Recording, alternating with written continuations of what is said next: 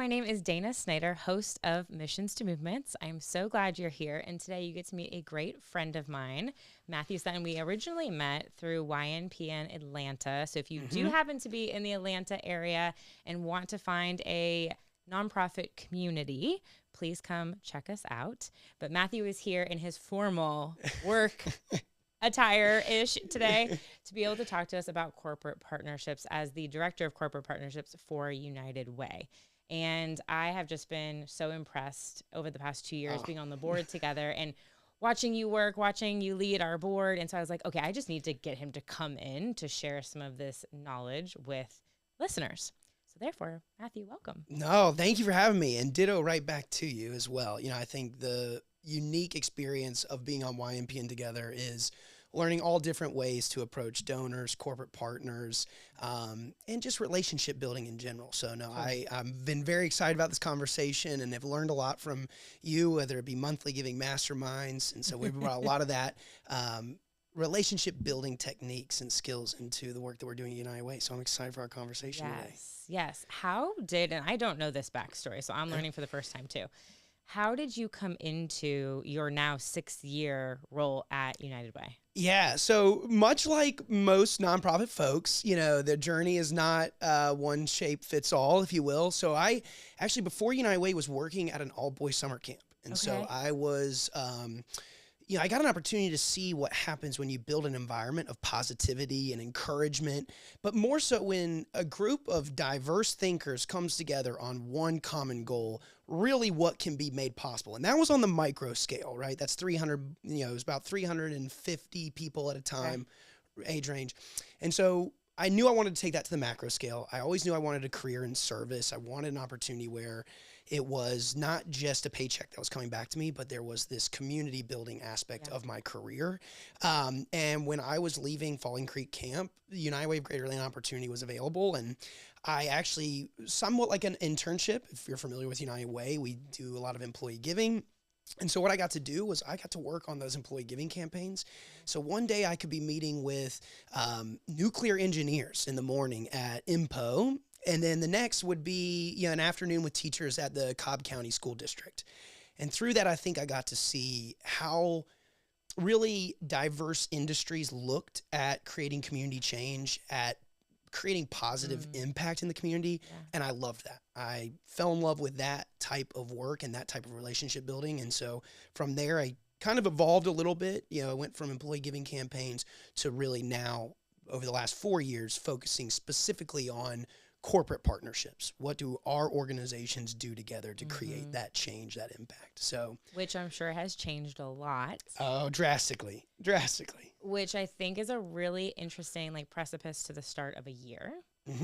How have you seen in your role with corporate partnerships, how have things evolved, changed I was going to say over maybe the past 4 years, but maybe even more the past 6 months to a year? Yeah. What are you seeing in your role be very different than maybe it was before? So, I think if we go back to COVID, COVID really changed the structure of corporate giving. And because I think that was a time where people were really looking to organizations, to community leaders to say, okay, hey, we don't really have a solution to this problem. It's kind of popped up on us.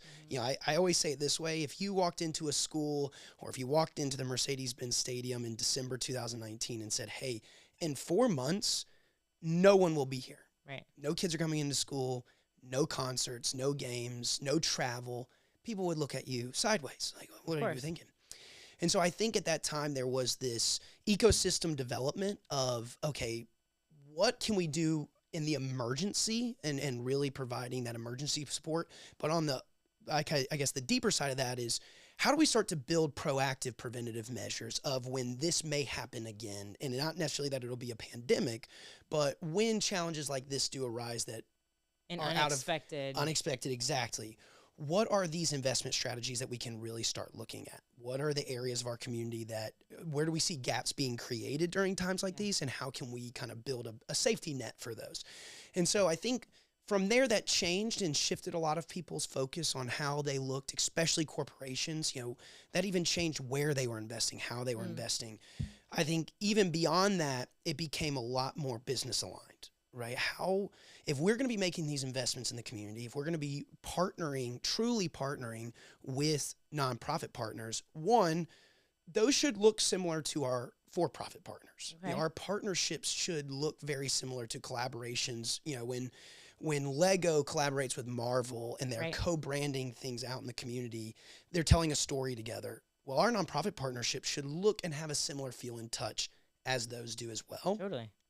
And so I think the biggest things that we've seen shift is companies have gone from supporting very wide range of nonprofits to becoming a little bit more center focused on what's important to the business, what are the values of the employees, how are we showing up with those values to our consumers through our corporate or through our nonprofit partnerships. So they're going from 3 miles wide, 1 inch deep, to a mile wide, 3 feet deep. Yeah, really expanding their relationships with their nonprofit partners into other areas of that nonprofit work. But really being intentional about how they connect and touch and feel the impact of that work.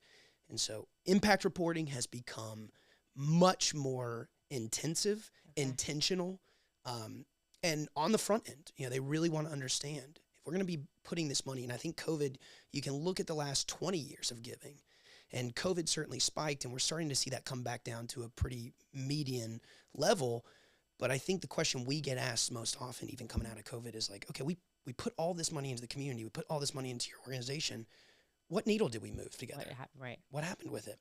And so I think that is a big change that organizations are going to have to become a lot more proactive about, is how are we telling the story of the impact of this partnership together? Yeah. On the forefront, when the partnership, the meetings are happening and you're handshaking, you're figuring out if there's going to be a relationship there. When you're talking about the organizations are going deeper and maybe looking at less, how does that make your job more difficult in finding the right partners and then really developing something that is resilient and rooted in depth? Because I'm sure that takes a lot longer to potentially close. Absolutely. So how has that evolved too in your role in being more creative and finding those partners that are really in it for a long-term relationship? Yeah. It is a tricky process that you cannot rush. So many times as an organization, you want to get to that transaction because that's what you're there, right? Especially as a nonprofit fundraiser, or, if you're in that development chair and you're really building that relationship, you're going to have an annual goal that you have to hit, and that's understandable. But the partnerships that really go deep and that are sustainable, they take time. It is building trust. I mean, I always say it, your first 90 days is very similar to dating, right? You wouldn't go on a first date and ask someone to marry you. They'd be like, oh, wow, this is okay. You're a little pushy here. You really have to get to know each other. You have to get to understand not just the company, but the person within the company that you're dealing with. Who are those decision makers? But even who are their circle of influence? What's the ecosystem around that company, around that individual that is influencing the decision-making at that company? And through that process, what we have come to find, and it's kind of a funny story, if you will, is you always build a space for creative thinking. And hey, the company will be pretty open with you and transparent about, oh, we've never really thought about a partnership like that. That comes after building a lot of trust. Coming back with ideas, being open to their feedback that, you're going to have to compromise on a few things. You may have to change the delivery of a certain part of a program that aligns back to, some of their goals and some of their strategies. But I think most of all, when we are sitting in those meetings and when you're sitting in with those, it's really important to listen. And on the front end, do your research. Right? A lot of times, if you can just show a corporation, if you can show an individual that, hey, before I've come and met with you, I've done a plethora of research on what your company, I know exactly the value proposition here. And that shows them right away, okay, this person's willing to spend time on me. Right. This person's willing to build trust with me because they may not get anything out of this meeting today. And you can present some ideas that are already along the lines of something that they might be interested in, or a marketing campaign that's coming or happening. Or I think you're saying, and I want to be thoughtful about this, you're at an organization that is very well known. Sure. It's very established. And I'm sure with that comes open doors to have conversations easier Absolutely. than maybe some of the listeners might have. Absolutely. So what would be your recommendations, your ideas for organizations of any size to really thoughtfully position themselves as valuable partners, even if they don't have the bigger budgets or the bigger teams or the national, international programming that may be? No, and you're absolutely right. And so I'll share this, in my role at United Way of Greater Atlanta, we are mostly focused on new partnerships. So there is a level of, they don't have a relationship with United Way. Certainly they understand the name, but a lot of times they may also have a perception of your organization already. True. Right. And I think as we look at, even organizations that we partner with, where we have partners that we kind of say, hey, we don't really do that, or that's not a fit for us, but we do have this partner over here that does that very uniquely well. And making that connection is important. So I would say relationships with funders are important, but your relationships within the ecosystem are also very, very important. So cross-sector relationships, being able to say, hey, I think sometimes no can be one of the most powerful answers you can give a funder. Oh my gosh. Okay, wait. You have to go into the story. So we were at a YNPN headshot event that we host every year pretty much. And you were sitting down with Michelle Blondheim, is the executive director of the Aprio Foundation. So, no, I think the story you're referencing is that relationship actually started with a no. I got an email. I was running employee giving campaigns at that time, and I got an email from Michelle that they were no longer going to be doing the employee giving campaign with United Way. That they were going to be changing the way that their company looked at community investments. They were going to be restructuring the foundation.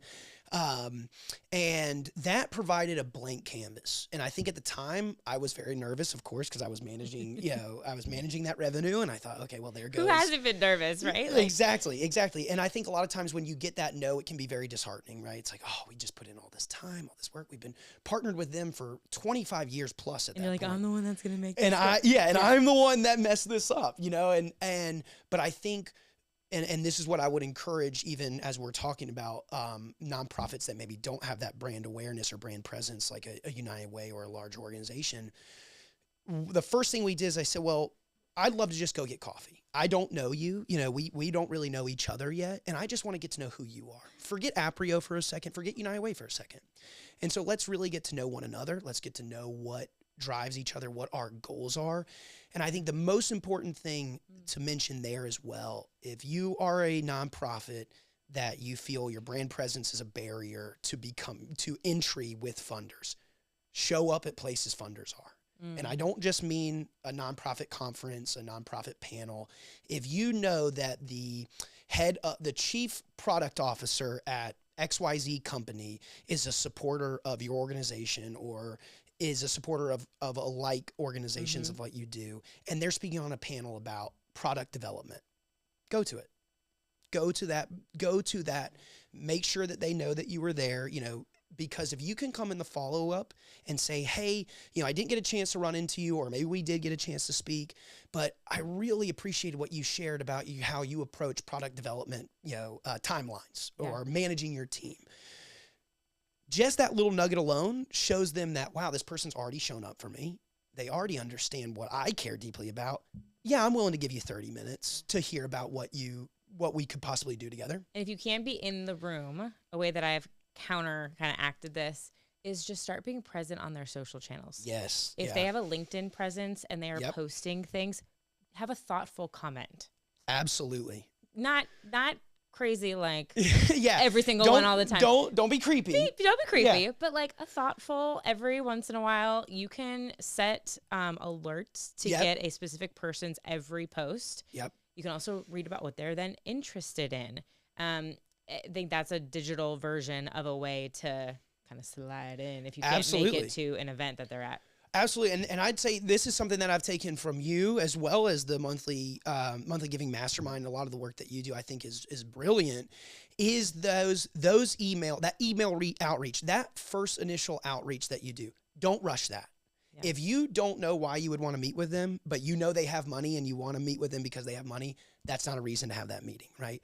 But I think actually there was a gentleman on your podcast, and I'm blanking on their name, but I'll certainly go back and find it, that I thought had a really good email format. And the email format was come out, name your intention, right? Have a really clever, subject line that gets them to open it. But then right away, show them that you understand what they do uniquely well. And then establish what you think you can do together or what you'd like to explore together. Totally. And then keep that brief. I think so many times nonprofits want to go in with the kitchen sink. These are all the things we do. We can do all of these things together. Don't do that. It's an onion. It's an onion. Yeah. Find out the first layer of the onion that you can do together. Show that you can have a successful relationship, that you can be impactful together. And then as that relationship evolves, you'll peel back that onion a little bit. And that's when you start to go deeper. Now, this is when you have a funder that's not just investing in one program, but they're investing in three different areas of their company. So you're also building advocacy within their company as well. Which goes right back to the point with Michelle. They sat down, they did this little fireside chat together. Going back to the no, that then turned into, how many years later did it turn into a partnership that actually... 24 months. It was a 24-month development. We created an entrepreneurship program together. So a no to employee giving. Yep. You sat down, you had coffee. So yeah, we would have had coffee in 2021. So it was right, coming out of COVID. And then we were building a few ideas together. So I went to Michelle with, hey, I've got a few ideas, and so you want to have more than just one idea, right? You want to say, okay, these are the areas of your business that, I understand and I think align back to us. What are your thoughts? And get their thoughts, and they'll tell you. They will tell you. The one thing that a lot of people love to give is advice and feedback. For sure. Take it, because now that tells you exactly what you can return with. And so that's how that happened. That was about 24 months of meeting, building an ecosystem. Want equal excitement. Exactly. That really is the whole, I would say, success formula. We kind of say it this way. I never want to be the one that walks in the proposal. So with Michelle, we built that proposal or that funding request with Michelle, and she was the one that then said, we've got to do this. This is something we have to be involved in. So that goes back to the circle of it, really understanding the circle of influence, really understanding who the key decision makers are and who can be your advocates within that company. You don't want just one, right? Because then what happens when they leave? That's right. CSR directors leave all the time. They go, they find new opportunities. Again, priorities change and shift. And so meet the person that you need to meet, but then start to look at the entire company of who are advocates within this company that I can start to build relationships with. So it's not just one or two friends. I've got 5 that are saying, hey, we really should do something with this organization. They're pretty unique and special. When you did that partnership together, was there anything internally in their employee side that was like a celebration or acknowledgement so that they did know that it was happening with you, that they could help meet other people in the organization? Like, how was that facilitated? Yeah, so that was a big key of the partnership in general. And I think anybody that's looking at corporate partnerships, you want to think about it in a multi-layer approach. It can't just be a transactional investment. How are their employees going to touch and feel? Because ultimately, that's also what they're going to want to talk about. And one of the things that we really needed for this program is we didn't know anything about accounting for a business. And Aprio, that's what they do on a day-to-day basis. And they were looking for skills-based opportunities for their staff at that time. Okay. And so we actually worked with them to build the curriculum for the workshops that we would be providing to entrepreneurs. So again, that was a team sport. They built frankly, if I could be pretty direct, college-level curriculum. Amazing. That we delivered over 3 workshops, but it was all driven by their employees, by their associates. Okay. And so we looked at that as Michelle was the starting point, but then Michelle brought her team together. There was the Black Business Forum, which was an initiative that they were launching at Aprio that we also knew about. And we had a board member in Angela Dotson who then came along and supported that ecosystem as well. So by the end of it, to date, we probably have, I would say, close to 10 Aprio employees who are directly involved in the program in some form or fashion. Very cool. Yeah. Very cool. One other nugget from that conversation, which kind of segue us to this next topic, is around social enterprise. Yeah. So Michelle brought up, and I wrote notes on my phone, which is why I'm remembering all these things. I just thought it was such an interesting perspective that she brought up. And I've had the past CEO from Homeboy Industries on who also talked about the power of social enterprise and really skyrocketing and shifting their revenue. Yes. There's a lot of growing interest in this, in social enterprises within the nonprofit sector. How would you define that, what that can look like without it maybe feeling or sounding intimidating? Sure. No, and I think it's when we're in nonprofits, you are at a level of capacity where taking risky decisions, you're dealing with donor money, you want to do everything extremely right and extremely by the book, which not that social enterprises aren't, but there's some risk involved with a social enterprise. It's a business. It is a for-profit business that you are starting alongside your organization. And so I think these are the lessons I've had the opportunity to learn, even as United Way is exploring. The idea, by the way. Yes. Well, and I think it has come up because it gives you a little bit more control and predictability of your revenue. Right. So I think a lot of organizations are looking at social enterprises as how can that start to generate the operating cost of the organization. Right. It's no hidden. Do you have any good examples? Yes. Okay. So you have the classics, the Girl Scout cookies, the Habitat for Humanity stores. Goodwill is probably one of the most historic lessons in this. But the one that comes to mind that I have really, really drawn to is Cafe Momentum. Yeah, so good. If you're not aware, Cafe Momentum is a restaurant. It's a restaurant that is a nonprofit, and every layer of that business has a social component to it. And I think check out their socials. Yes, check out their socials. Go have a meal. I mean, really, go experience it. I think once you're in that building, you will gravitate towards it. Once you're sitting down at that table and you hear the stories. So, every organization right now is trying to diversify revenue. That's no secret, right? And I think with the government funding, with where that's at, a lot of organizations are trying to do that in a scramble mode.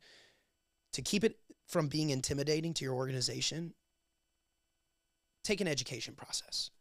Or what about is there a way that partners can come alongside and support this with that large knowledge base of a for-profit business? Okay. Have you had any of those conversations? Is that? Yeah, absolutely. I mean, it starts with your board, right? Talk to your board. All of them are more than likely, most are probably a part of a for-profit business. That will be a new muscle for your organization, right? It was a new muscle even for the United Way of Greater Atlanta and United Ways that have done some social enterprise. It is running a business. And so you absolutely want to bring partners along.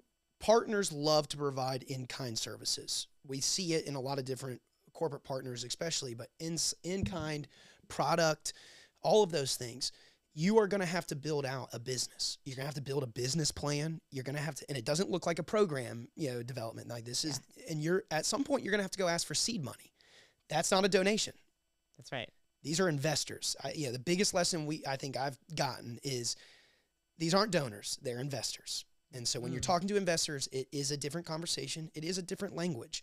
And so you want to build up those external partners to support you in that development of that. Because again, that goes back to my point of if you can have somebody they really know, and if you're going to meet with a potential investor and you can have someone they know sing your praises and advocate for you, it takes away a little bit of that trust building process and you kind of can get into the nuts and bolts of the social enterprise development. But the biggest thing, this will be my last point on the social enterprises, no, I love it. I think there's so much potential. Oh, so much untapped potential. My biggest thing is start with partnership. So go partner with a social enterprise. Gooder's a great example of this. Cafe Momentum.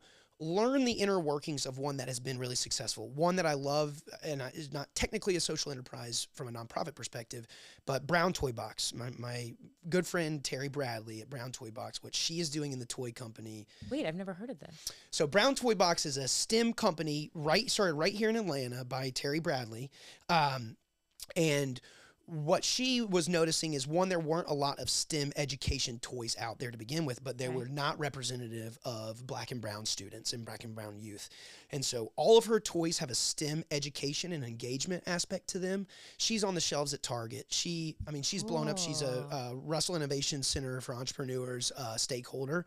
But we've had the opportunity to work with her in a couple of different ways through toy drives and things like that. But getting to learn her business, one, I think the social aspect of it, the story of it, her drive, who she is, all of those things. Partnering with. Exactly. Yeah. Are why she's successful. But even below that, as you think about a business that started out with a really socially driven concept, we are going to make sure that more students who right now we see as a gap in the workforce that there are not as many women in STEM careers. There are not as many Black and brown individuals in STEM careers.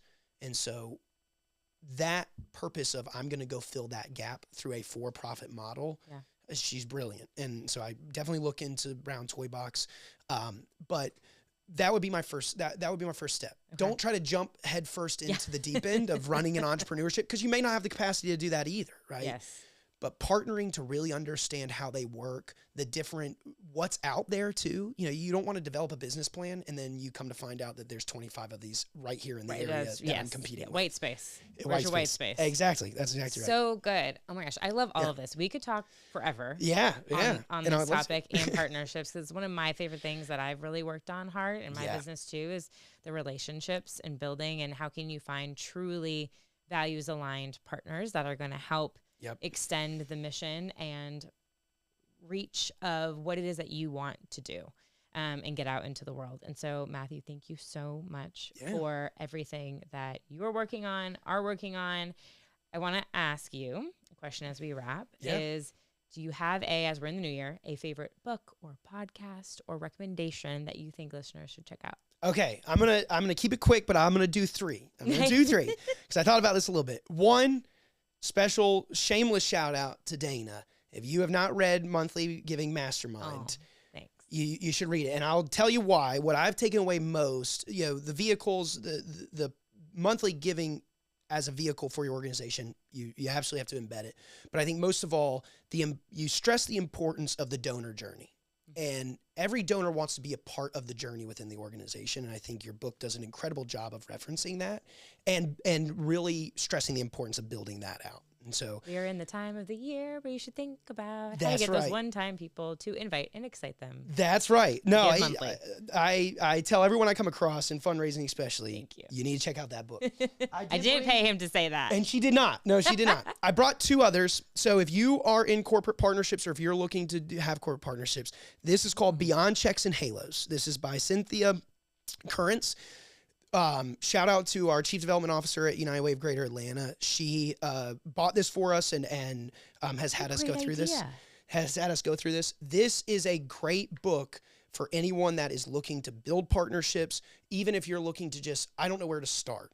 It does a great job of understanding how you vet partners, how you build criteria, the importance of researching the alignment areas before you go meet.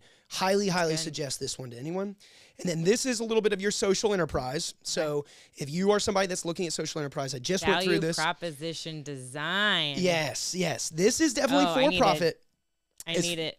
It's for profit, but it's very transferable to nonprofits, because it talks about, again, even as you look at your partnerships, you have to have a clear understanding of the value proposition that your organization provides back, not just to that partner, but to the industry as a whole. If we're going to go after industry, the food and beverage industry, well, what's our value proposition that we are really going to use as a selling point? This has been extremely helpful in designing that, as well as designing donor profiles and, that customer service lens.